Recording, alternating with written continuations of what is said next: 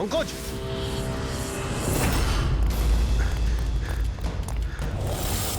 পঙ্কজ, পঙ্কজ, পঙ্কজ, কেমন আছো? ওঠো, স্যার। ওঠো। কি হয়েছিল? হ্যাঁ স্যার ওইদিকে ওই বাড়িটায় গেছিলাম স্যার। ওখানে একটা মেয়ে ছিল স্যার। হ্যাঁ। ওর সঙ্গে কথা বলছিলাম স্যার। আর হঠাৎ করে কোথা থেকে এত আলো চলে এলো যে কিছু দেখতে পাচ্ছিলাম না, কিছু বুঝতে পারছিলাম না। ওই বাড়িটা থেকে যেন তেন প্রকারে বেরোলাম, তারপর এখানে এসে হয়তো পড়ে গেছিলাম। আর কিছু মনে নেই স্যার, আমার মাথা ঘুরছে। আর পুরবী, বিনোদ, ওরা কোথায়? স্যার ওরা জানি না স্যার, ওরা ভেতরে ছিল, বাইরে বেরিয়েছে কিনা জানি না। ও নো। কি কি হয়েছে তোমার? ও ঠিক আছে। পুরবী আর বিনোদকে পেলে? না, ঘরের ভেতরে তো কেউ নেই। ও গড, ওদের কিছু হয়ে যায়নি তো?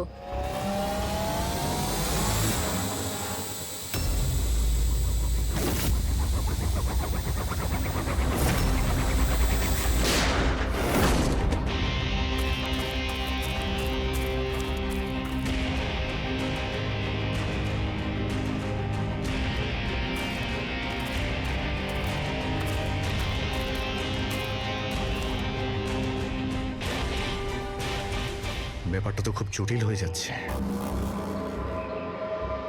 আমাদের ফিরে যেতে হবে। চলো। তার মানে? দেখো দয়া, আমরা জানি না এখানে কতজন অপরাধী আছে, কতগুলো ক্যামেরা আছে এখানে, কতগুলো অস্ত্র আছে ওদের কাছে। তাছাড়া আমাদের উপরে নজরও রাখছে ওরা। তাই আপাতত কোনোভাবেই ওদের সঙ্গে আমরা পেরে উঠবো না। আর পুরবী, ওকে এখানে একলা ফেলে চলে যাব আমরা? হ্যাঁ দেখো দয়া, পুরবীকে হয়তো ওরা কোথাও আটকে রেখেছে। পুরবীকে বাঁচাতে গেলে আমরা তো কেউই বাঁচবো না। অভিজিৎ, কি হয়ে গেছে তোমার? কিছু মনে আছে সিআইডিতে আমাদের প্রথমে কি শেখানো হয়েছিল?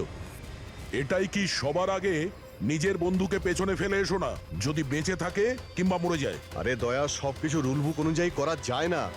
আমাদের এটাও শেখানো হয়েছিল প্রেজেন্স অফ মাইন্ডের ব্যবহার করতে। তাই এইরকম পরিস্থিতিতে আমাদের তো... আই এম সরি, তোমার এই চিন্তা ভাবনায় আমি এগ্রি করছি না। আই এম সরি, তুমি যদি যেতে চাও চলে যাও। পুরবীকে ছাড়া আমি এই জঙ্গল থেকে বেরোতে পারবো না। দেখো দয়া, জেদ করো না। আমরা এটাও জানি না যে পুরবী বেঁচে আছে নাকি ও কোথায় আছে এখন। অভিজিৎ ও একজন সিআইডি অফিসার, এত সহজে হার মানবে নাও। বেচারি একাই লড়ছে ওই অপরাধীদের সঙ্গে। আর এখন যখন আমাদের সব থেকে প্রয়োজন ওর, আমরা পেছন ঘুরিয়ে চলে যাব। প্রয়োজনীয় এটাই যে যারা ওদের হাতে এখনো ধরা পড়েনি তাদেরকে আমরা যেন বাঁচাতে পারি, ব্যাস। দেখো দয়া, তুমি পুরবীর কথা বাদ দাও আর এখন চলো আমার সঙ্গে। আমরা পরে আবার প্ল্যান করে এখানে ফিরে আসবো। এখন চলো। এর হলোটা কি? এই ধরনের বিহেভ করছে?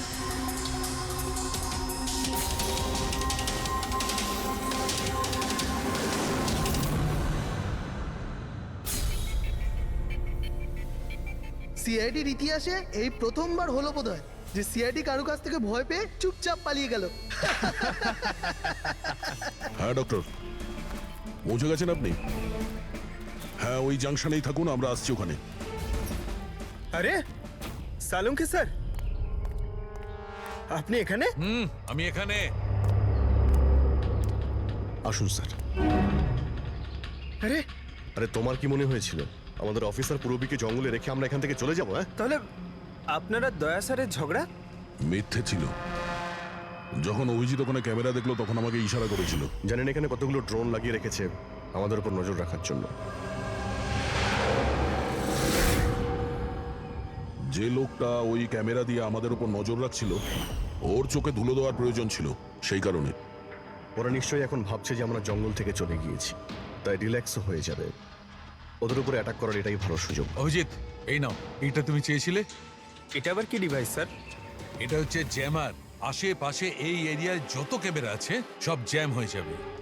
আর ওরা আমাদের উপরে নজরও রাখতে পারবে না। আর এই ড্রোন, এই ড্রোনের মধ্যে যে ক্যামেরা লাগানো আছে ওর রেঞ্জ 7 কিলোমিটার মাত্র। কিন্তু ব্যাটারি তো শেষ হয়ে আসছে। তার মানে যদি আমরা এটাকে না ধরতাম তাহলে আবার ওদের আস্তানায় ফিরে যেত এটা ব্যাটারি চেঞ্জ করার জন্য। একটু আইপ্যাডটা বার করো, ম্যাপটা বার করো ওর থেকে। এই যে, এটাই হচ্ছে সেই জায়গা যেখানে আমরা ড্রোনটা পেয়েছিলাম। আর এর পাশেই ওই বাংলো। মনে হচ্ছে এটাই অপরাধীদের আস্তানা। তাহলে যাওয়া যাক, গিয়ে মুক্তি দিই পুরবী আর যারা বাকি বেঁচে আছে তাদের। চলো। না স্যার, আপনি মেঘনা আর মোহিত আপনারা এখানে থাকুন, আমরা যাচ্ছি।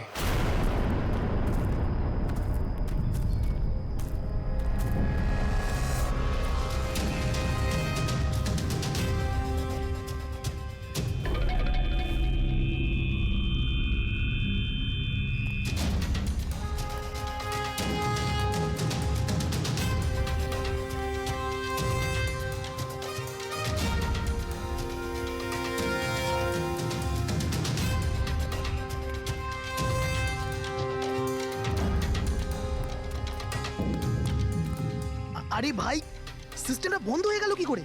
দেখ না একটু, ভিতর থেকে আওয়াজ বন্ধ কি আসছে। করে হলো পুরো সিস্টেম?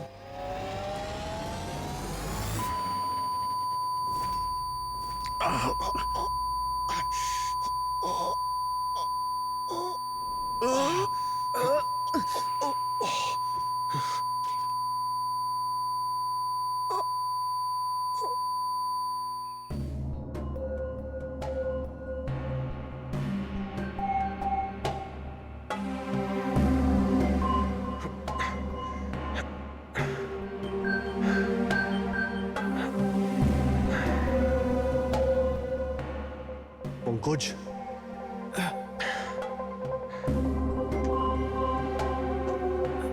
পঙ্কজ, স্যার, আমাদের ওয়েলকাম জানানোর পুরো বন্দোবস্ত ওরা করে রেখেছিল। স্যার এরা যদি আমাদের মারতে চাইতো তাহলে আগেই মারতে পারতো। আমাদের আমাদের মারতে গিয়ে কি এরা ভিডিও শুট করতে চায়?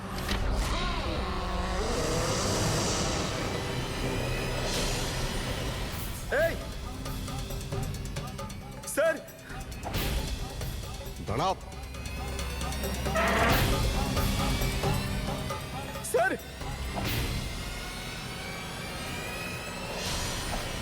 এটা আমি পঙ্কজ। পুরবী, তুমি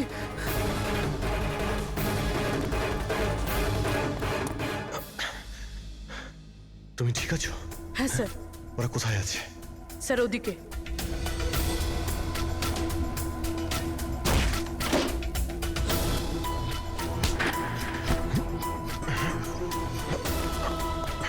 এই, এই,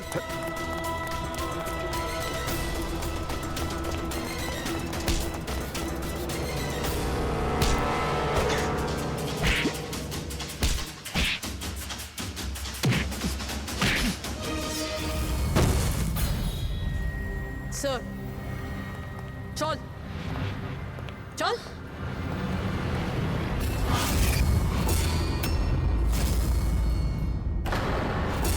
মেঘনা, তুমি? বাহ, আমরা তো ভাবছিলাম যে আমরা অপরাধীর চোখে ধুলো দিচ্ছি, কিন্তু কে জানতো যে আমরা অপরাধীকে সঙ্গে নিয়ে ঘুরছি।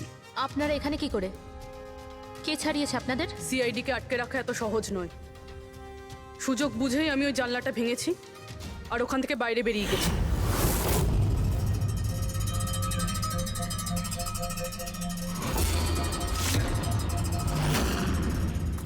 তারপর আমি তাদেরই পিছু নিলাম যাদেরকে তুমি পাঠিয়েছিলে আমাকে খোঁজার জন্য। তারপরে আমি ওই মুখোশ পরা লোকটাকে দেখলাম আর তারও পিছু নিলাম।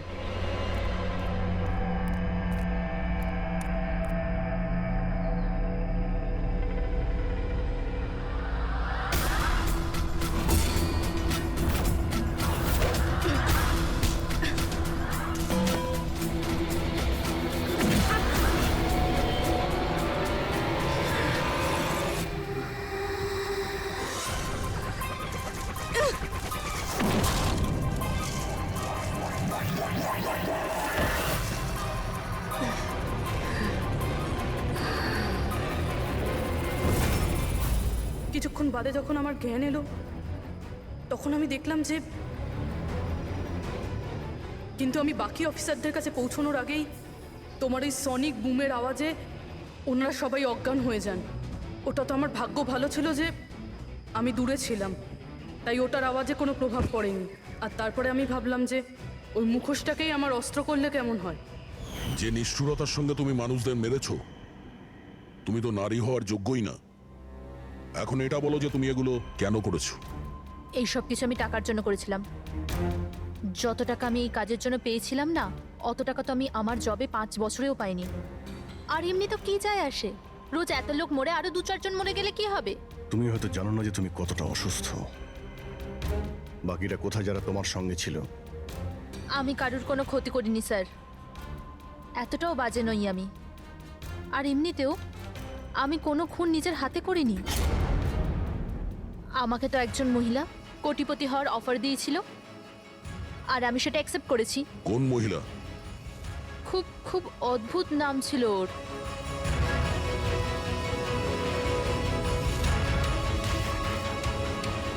রুট। রুট?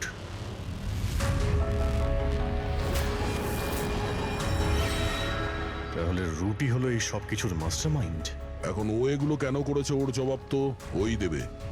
আর তোমার কথা বলতে গেলে আইন তোমাকে কঠিন থেকে কঠিনতম সাজা দেবে।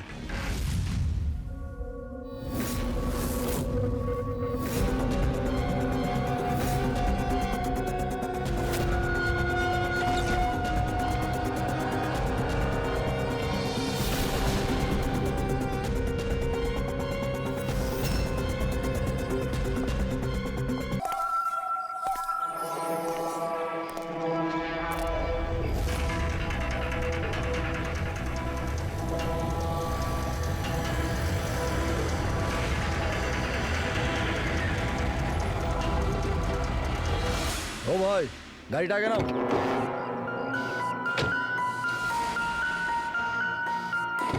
বললাম না গাড়িটা আগে নিতে, আগে নাও। আরে ভাই কি করে আগে নিয়ে যাবো, গাড়ি খারাপ হয়ে গেছে তো। প্রবলেম দেখিও না, আগে গাড়ি ধাক্কা মারো, আগে নাও। তাহলে আপনারা একটু সাহায্য করুন। কেন, আমরা কেন হেল্প করবো? তাড়াতাড়ি। এই লোকটাকে আমি চিনি স্যার, তার মানে আমাদের ইনফরমেশন একদম সত্যি। তার মানে ওই রুট নামের কম্পিউটার হ্যাকার এখানেই থাকে। আর ওই রোড নিশ্চয়ই কোনো ভয়ঙ্কর প্ল্যানিং করছে স্যার। যাই হয়ে যাক, ওকে জীবিত ধরতে হবে। এটা জানার জন্য যে ওর মিশনটা কি। আর এই মিশনে তোমাদের দুজন সাইবার কপকেও কাজে লাগবে। তুমি ইয়েস স্যার। এই বাইরে গেটে দাঁড়িয়ে থাকবে। Okay sir. নজর রাখবে। চলো।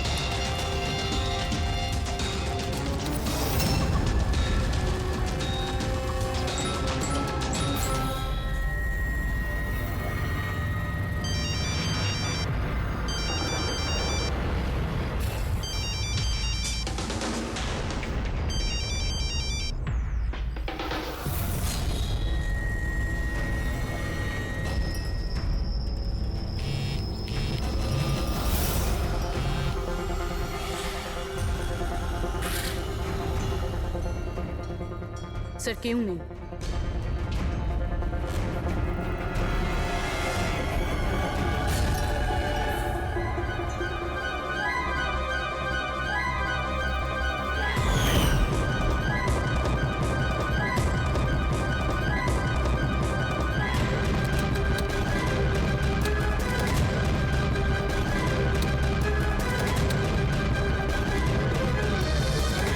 হ্যাঁ ফ্রেডি। স্যার, সব জায়গা খুঁজে নিয়েছি, কেউ কোথাও নেই। খবর তো ভুল হবে না, এখানেই কোথাও হতে হবে। ঠিক আছে, দেখি।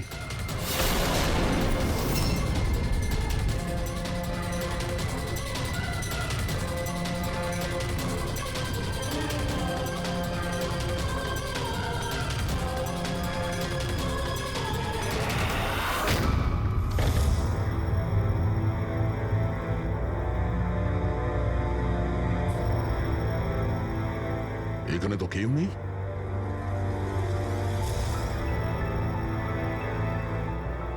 চেয়ার এখনো গরম আছে, মনে হচ্ছে এইমাত্র এখানে কেউ ছিল। তাহলে স্যার সময় মতো পালালো কিভাবে? স্যার আমরা তো বাংলোটার চারদিক থেকে ঢুকলাম, কাউকে তো এখান থেকে বেরোতে দেখিনি।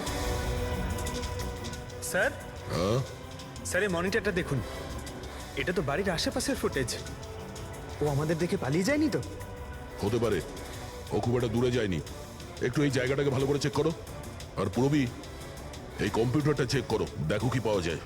ততক্ষণ আমি গেটে গিয়ে দেখছি।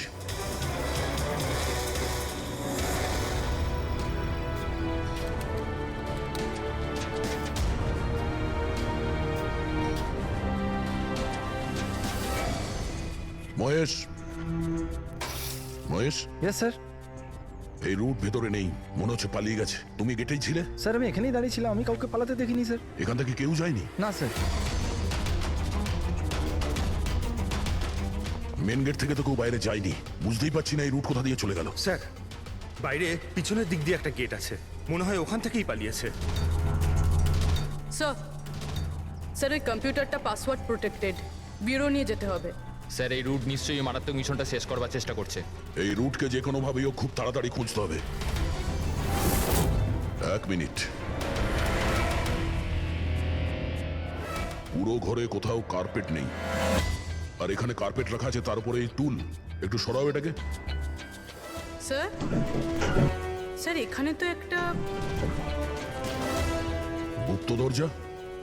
ফ্রেডি, তুমি এখানেই থাকো এদের সাথে, আমরা ভেতরে দেখছি।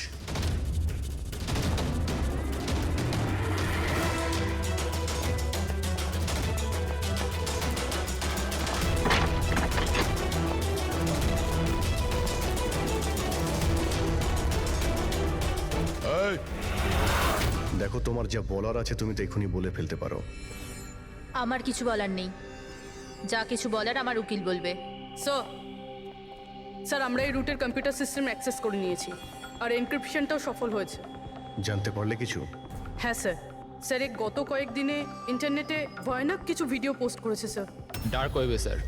অ্যাকচুয়ালি ডার্ক ওয়েব ইন্টারনেটের এমন একটা কালো জায়গা স্যার, যেখানে সব অপরাধী নিজেদের সমস্ত বেআইনি কাজগুলোকে টেকনোলজির মাধ্যমে সফল করার চেষ্টা করে। যেমন অস্ত্র লেনদেন, কিডনি চুরি, অথবা কাউকে মারার সুপারি। স্যার এমন কোনো কাজ নেই যেটা এই সাইটে হয় না।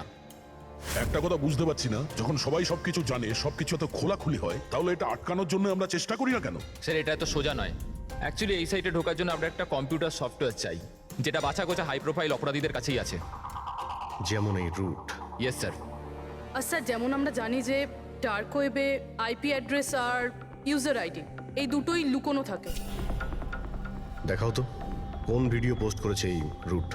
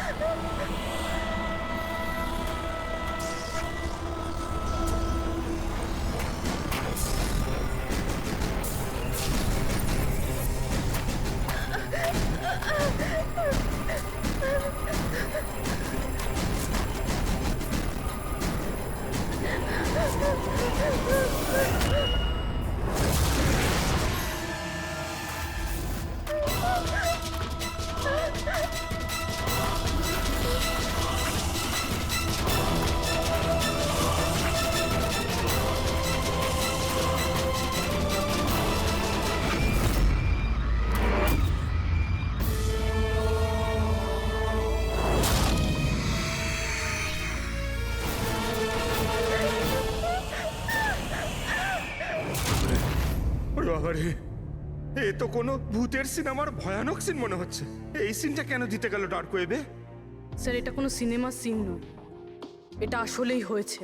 আর কোনো হিরোইনের সাথে নয়, বরং বরং একটা নিরীহ মেয়ের সাথে। যতদূর আমি জানি এগুলোকে তো স্ন্যাপ ফিল্ম বলে।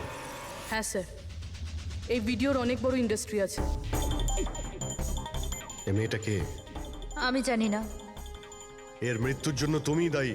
না না স্যার, আমি কারোর মৃত্যুর জন্য দায়ী নয়।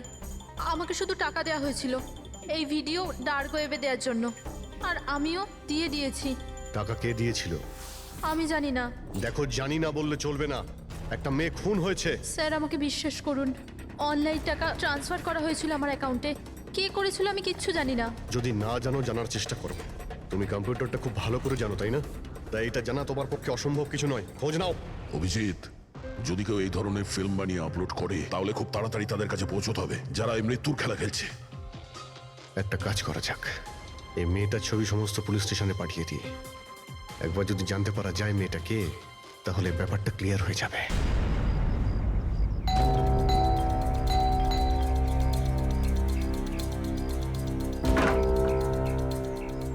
আগে বলুন, কাকে চাইছেন আপনারা? এটা রিয়ার বাড়ি না? হ্যাঁ, আমি ওর বাবা। আসুন। আসলে আমরা সিআইডি থেকে আসছি। আপনার জন্য একটা বাজে খবর আছে। আপনার মেয়ে রিয়া আর এই পৃথিবীতে নেই। হ্যাঁ জানি, কিন্তু ওর মৃত্যুর 10 দিন পরে আপনারা কেন বলতে এসছেন এসব? আপনি জানেন যে আপনার মেয়ে রিয়া মারা গেছে? আপনি গাড়ি অ্যাক্সিডেন্টের ইনভেস্টিগেশনের জন্য এসছেন তো? তাহলে আপনারা এটাও নিশ্চয়ই জানবেন যে রিয়ার ফিউনারেল হয়ে গেছে। এক মিনিট, আপনি কোন কার অ্যাক্সিডেন্টের কথা বলছেন? ওই তো যেটাতে আমাদের রিয়া চলে গেল, শেয়ার ট্যাক্সিতে ওরা পুনে যাচ্ছিল। না না, রিয়ার মৃত্যু কার অ্যাক্সিডেন্টে হয়নি। এটা কি বলছেন আপনি? এক মিনিট, এটাই রিয়া তো? হ্যাঁ এই তো রিয়াই তো। অ্যাক্সিডেন্টের দিন ও তো এই জামা কাপড়ই পরেছিল। এক মিনিট, মনে হচ্ছে কোনো কনফিউশন আছে। আপনি একটু বলুন যে আপনার মেয়ে রিয়ার কার অ্যাক্সিডেন্ট কিভাবে হয়েছিল? শেয়ার ট্যাক্সি করেও পুনে যাচ্ছিল, আরও 7 জন ছিল ওর সাথে। তারপর রাস্তাতেই ওদের গাড়িটার ভয়ঙ্কর অ্যাক্সিডেন্ট হয়ে যায়। পুরো গাড়িটাই ভয়ঙ্কর আগুনে পুড়ে যায়। মৃত ব্যক্তিদের তো মুখটাও ভালো করে চেনা যাচ্ছিল না। তাহলে আপনারা রিয়াকে কি করে চিনলেন? ওর জিনিসপত্র দেখে আমরা ওকে চিনতে পেরেছিলাম।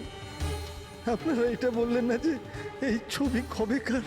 আসলে আমরাও জানি না যে এই ফটোটা কতদিনের, কিন্তু জানলেই আমরা আপনাদেরকে বলে দেবো। মনে হচ্ছে রিয়ার এই অ্যাক্সিডেন্ট দেখানোর জন্য করা হয়েছিল, ওর মৃত্যুর আসল কারণটা লুকানোর জন্য। স্যার, যদি রিয়ার কার অ্যাক্সিডেন্টটা একটা সাজানো ঘটনাই হয়, তাহলে বাকি যে 7 জন ওর সাথে গাড়িতে ছিল তারাও আবার রিয়ার মতোই মারা যায়নি তো?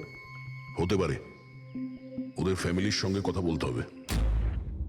আমাদের ভাগ্য ভালো যে 7 জন অ্যাক্সিডেন্টে মারা গিয়েছিল তাদের মধ্যে একজনের শেষকৃত্য এখনো হয়নি। দেখা যাক ডক্টর সালুকে এই লাশ থেকে কি প্রমাণ বার করতে পারে। কিন্তু লাশটা এত বাজেভাবে জ্বলে গেছে যে মুখটা চেনা মুশকিল হবে।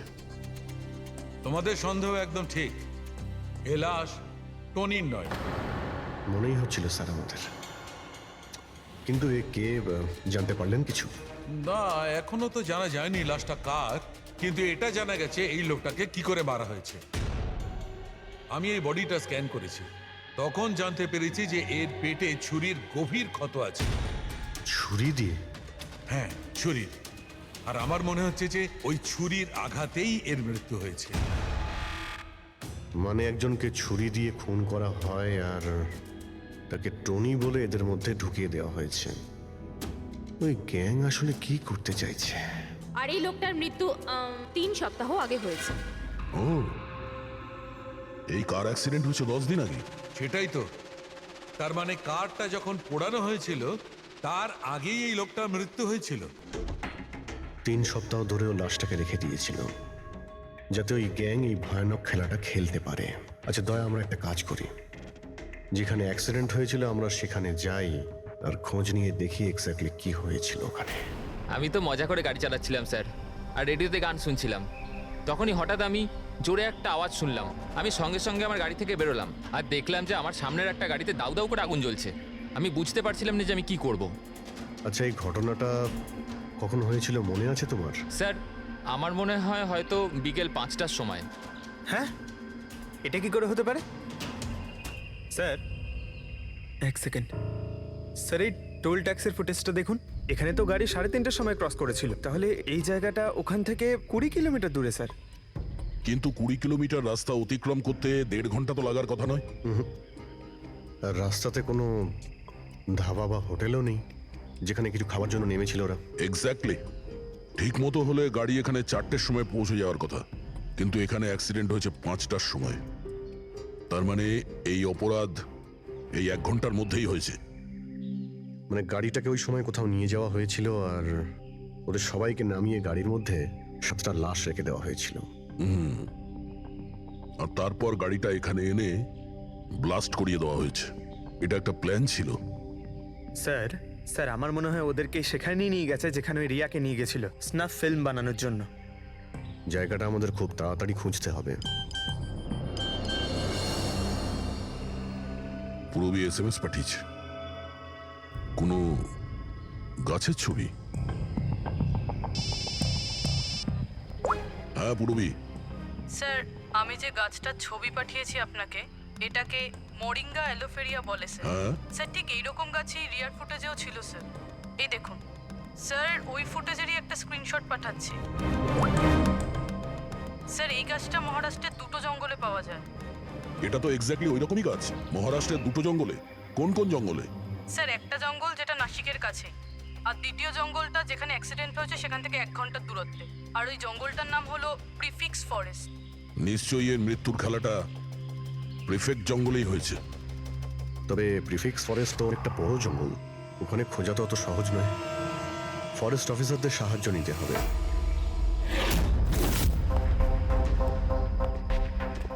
এই জঙ্গলে এই সমস্ত হচ্ছে, বিশ্বাসই হচ্ছে না। আপনাদের ইনফরমেশন কি একেবারে সত্যি অফিসার?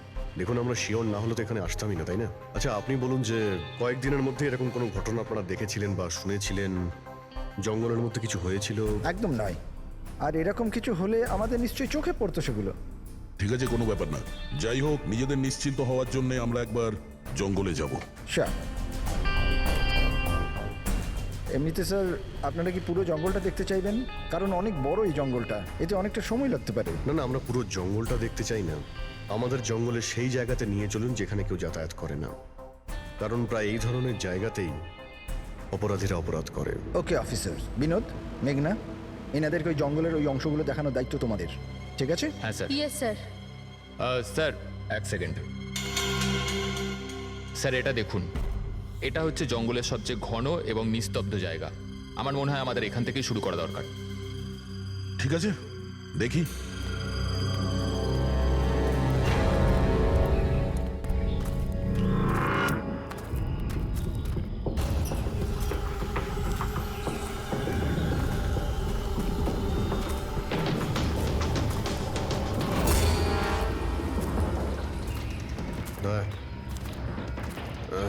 গাছের মধ্যে দেখলে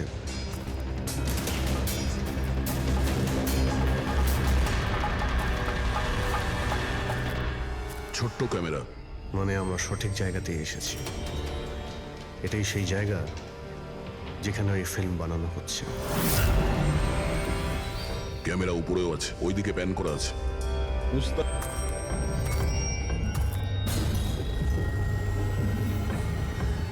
দেখো, যদি ক্যামেরা থেকে কিছু জানতে পারা যায় ওদের আস্তানার ব্যাপারে। না অভিজিৎ, এ তো হাই অ্যান্ড ওয়্যারলেস ক্যামেরা। এর থেকে জানা মুশকিল যে এর মধ্যে যে স্টোরড ফুটেজ আছে সেটা ব্রডকাস্ট কোথা থেকে হচ্ছে। আর এই জঙ্গলে জানি না আর কত ক্যামেরা আছে। দেখা যাক, এরপর কোনো ক্যামেরা পেলে হয়তো সেটা থেকে জানতে পারবো।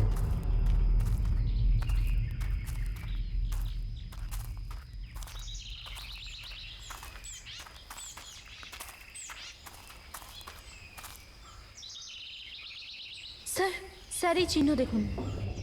আমার মনে হচ্ছে আমাদের আগে এখানে কেউ এসেছিল। তার মানে আমরা সঠিক পথেই যাচ্ছি।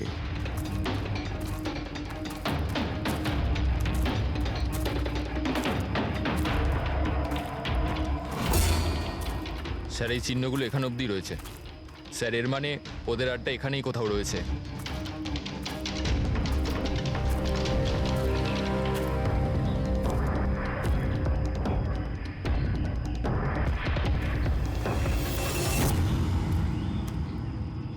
স্যার স্যার তাড়াতাড়ি আসুন। এক মিনিট স্যার, এক সেকেন্ড। ভয় পেও না, আমরা সিআইডি অফিসার্স। ওঠো। উঠে এসো। ওটো স্যার আপনারা সিআইডির লোক, আমাকে বাঁচান স্যার।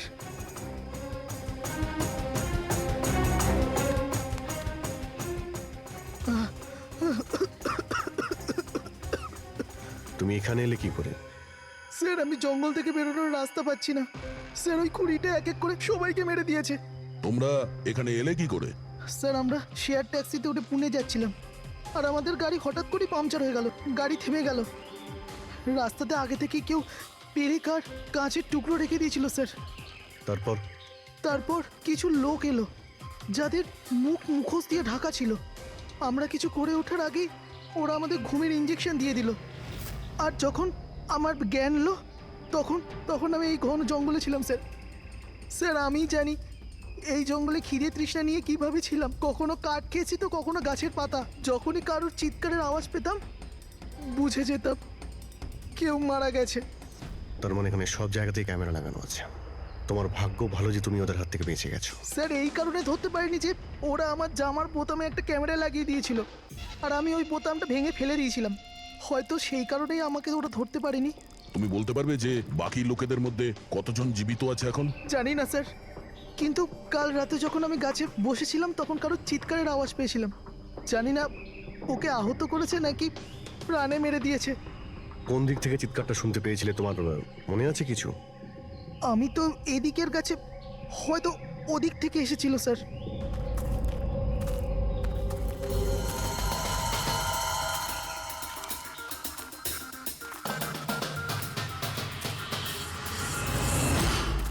স্যার রক্ত।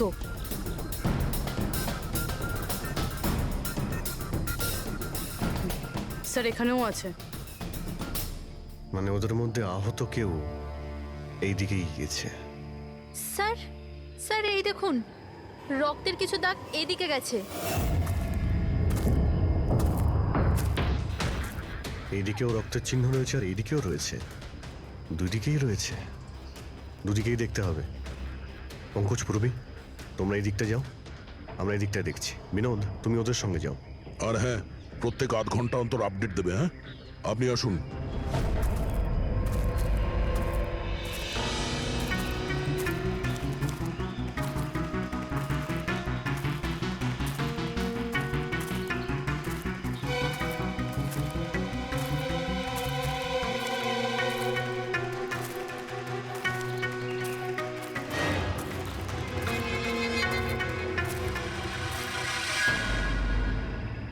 এক মিনিট, ওটা কি?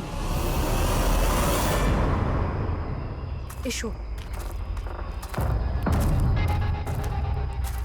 বাড়ি, হয়তো আহত ভিকটিম এখানেই আশ্রয় নিয়েছে। জঙ্গলের মাঝখানে বাড়ি, কিন্তু নকশার হিসাবে এখানে তো কোনো বাড়ি ছিল না। হতে পারে এই ধরনের ফিল্ম যারা বানায় তাদের এই ধরনের লোকেশনের প্রয়োজন হয়, যাতে কেউ ওদের ট্র্যাক না করতে হতে পারে। পারে ওই বাড়িতে যে আহত লোকটা রয়েছে ওই অপরাধী। হতে পারে পঙ্কজ। আর এটাও হতে পারে যে সামনে আরও ক্যামেরা লাগানো রয়েছে। চোখ কান খুলে রেখো।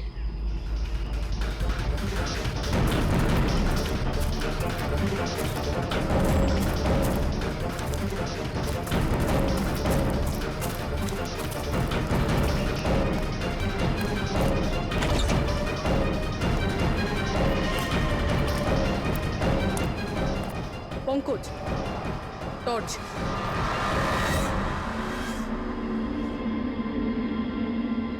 এই বাড়িটা তো একদম ভয়ানক ফিল্মের সেটের মতন দেখতে।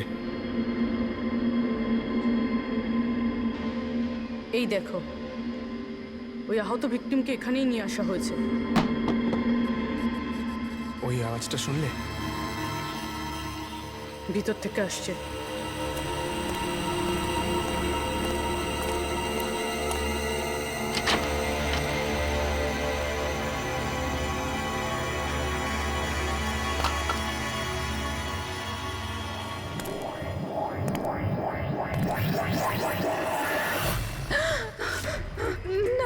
ছেড়ে দাও আমায়, আমাকে যেতে দাও।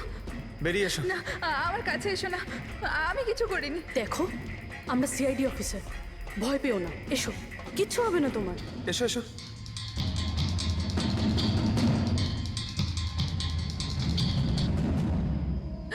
ও এখানেই আছে, ও এখানেই আছে। আরে পুরবি, এই লাইট কোথা থেকে আসছে? পঙ্কজ, পঙ্কজ, আমি কিছু দেখতে পাচ্ছি না পঙ্কজ। আরে Pankaj sir, Purabi ma'am, Pankaj sir.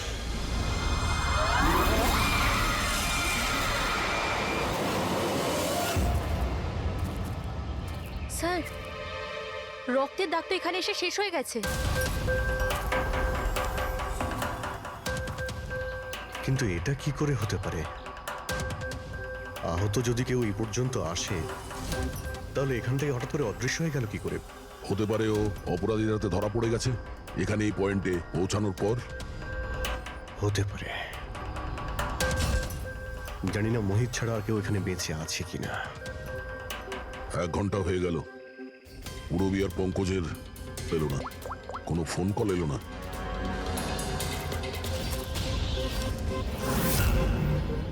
Purabi phone তুলছে না। হ্যাঁ পঙ্কজ, দেখছি। পঙ্কজও ফোন তুলছে না। আরে ওরা আবার কোনো সমস্যায় পড়েনি তো? চলো গিয়ে দেখি, চলো।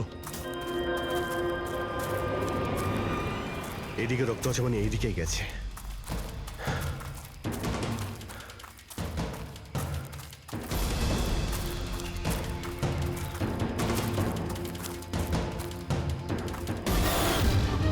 এই ঘরের ভেতর